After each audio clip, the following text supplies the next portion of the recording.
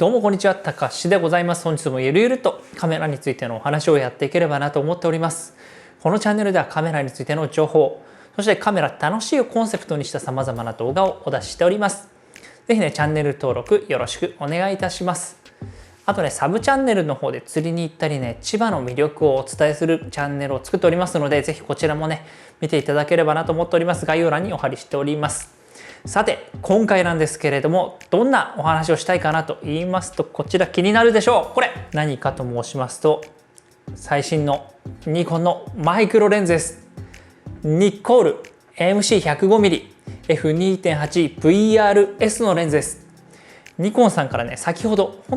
ね、お借りしまして、でちょうど先ほどね、撮影の案件があったんで、実はこれを使ってね、ポートレートを撮ってきました。なのでこれを見ていただきたいのと、あとはね、このレンズの快感をね、皆さんと一緒に見ていければなと思っております。まずね、このレンズ持った瞬間何を思ったかっていうと、あれ軽いと思って、いつもね Z の 50mmF1.2S のレンズを使ってたんですけれども、それに比べてこれ随分軽いです。結構ね、見た目は大きそうに見えるかもしれないんですけれども、もう見た目よりも全然軽い感覚です。持った瞬間あってなった感じ。じゃあちょっと詳しく見ていきましょう。はい、というわけでね、こちらがニッコール Z MC105mmF2.8VRS のレンズとなります。VR ということで歌っておりますので、このレンズは手ブレ補正が入っております。でね、S のレンズということなので、こちらにねディスプレイが入ってるんですよね。このディスプレイ意外と便利で、被写体さんまでの距離っていうのをね測ることができるようになってます。なので被写界深度の計算をしたい時にはね、非常に優れた役割を発揮してくれるかなと思います。そしてここにディスプレイの切り替えボタンですね、絞り値とかとこのディスプレイを切り替えたりするためのボタン、そしてファンクションボタン、機能を割り当てられるボタンがついてます。そしてここ見てください。実はね、この動画のためにあえて前回の動画では言わなかったんですけど、この S のマーク大きくなってるんですよ。結構ね、いい感じだと思います。かっこいいですよね。今まであんまり目立たないような感覚だったんですけれども、しっかりと S レンズなんだよっていうのが分かるようになりましたね。そしてスイッチ系はここ、オートフォーカスとマニュアルフォーカスのスイッチですね。そしてその下にここオートフォーカスのね、距離によって切り替えるボタンがついてます。要はフルということで、通常使うモードとマクロの時に設定したい時のオートフォーカスの距離のモードです。マクロで撮る時はこれをこっち側に、そして通常使う時はこっち側にするとオートフォーカスが合いやすくなるということになってます。あとはね、ここにカスタムできるコントロールリングがついております。ここもね、ISOとか割り振ったりすると結構便利だったりもしますね。で、レンズフードはこんな感じです。ちょっと大きめかなっていう感覚ですね。しっかりとね、入ってくる光を遮ってくれるという感じだと思います。そしてレンズフードを外すとこんな感じです。ここにね、ピントリングがついてます。これでね、フォーカスを合わせることができると。で、この上はね、回せそうなんですけど、ここは回らないです。で、1個ね、驚いたのがこれ。わかりますかね？思ったよりね、前玉大きくないんですよ。これがね、マイクロレンズとかマクロレンズの1個の特徴なのかなと思うんですけれども、前玉大きくありません。そのおかげでね、軽いのかなっていうところもあったりします。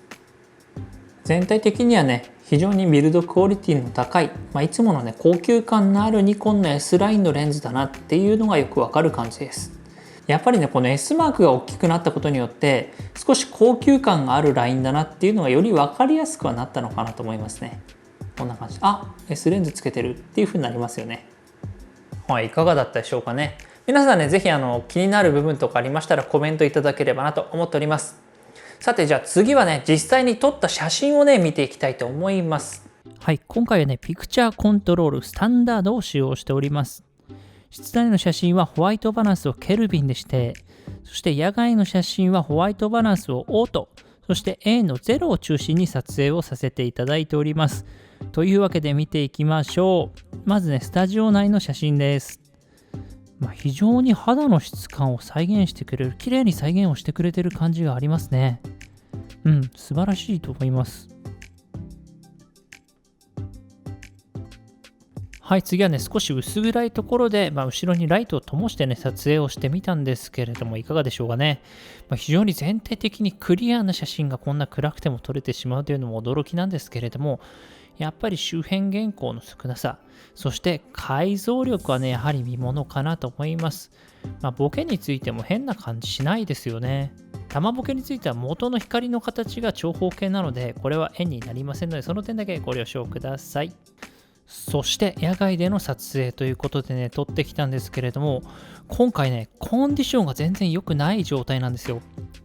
こういう時の撮影って、モデルさんが良くて、でさらにレンズはね、これなら大丈夫っていうレンズを持っていくと、ある程度ね、なんとかなったりするんですけれども、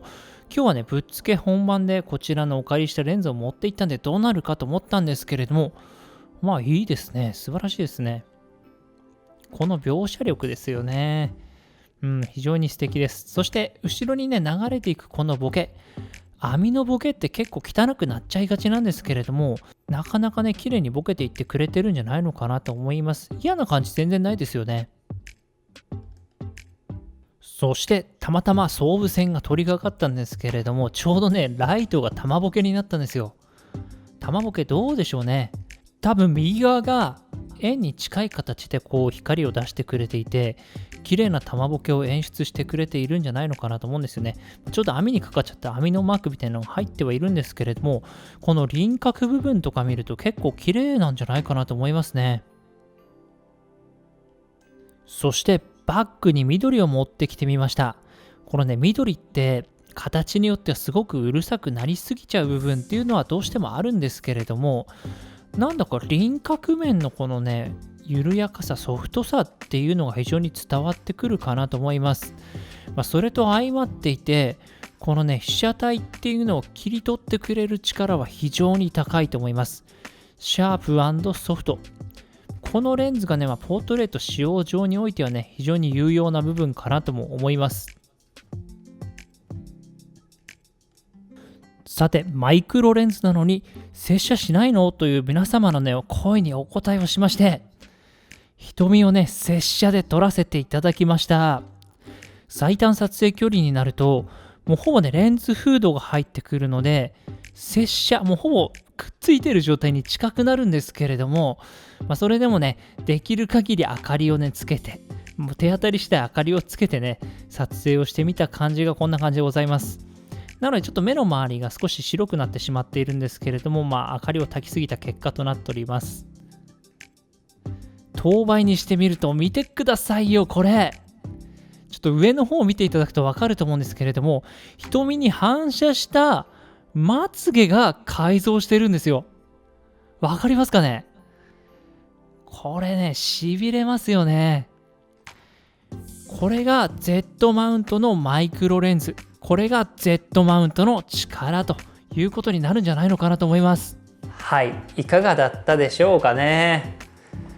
とてもポートレートにも使える、圧縮効果もしっかりしてるし、ボケもね綺麗なんじゃないでしょうかね。非常にね印象強い、印象深い、シャキッとしたキリッとしたシャープネスの高い写真が撮れているんじゃないのかなと思います。ポートレートって結構解像力だけ高ければいいわけでもないですし、ボケだけ綺麗であればいいわけでもないので、そういう意味でこのレンズって非常にいい点をついているんじゃないのかなと思います。僕はちょっとこれでポートレートいろいろ撮りたいなっていう気持ちになりましたね。今回はね、人物の作例ということで、普通のポートレートと、あとは瞳のねマクロ撮影ということでさせていただきました。今後ねちょっといろいろやっていきたいかなと思いますので、是非ねこれ撮ってほしいとかあれ撮ってほしいっていうのがありましたらコメント欄いただければ幸いかなと思っております。ちょっとねこれを使っていろいろ撮ってみたいものがあったりします。万人に受けるかどうかわかんないんですけど、やっぱねマイクロレンズね楽しいんですよ、撮ってて。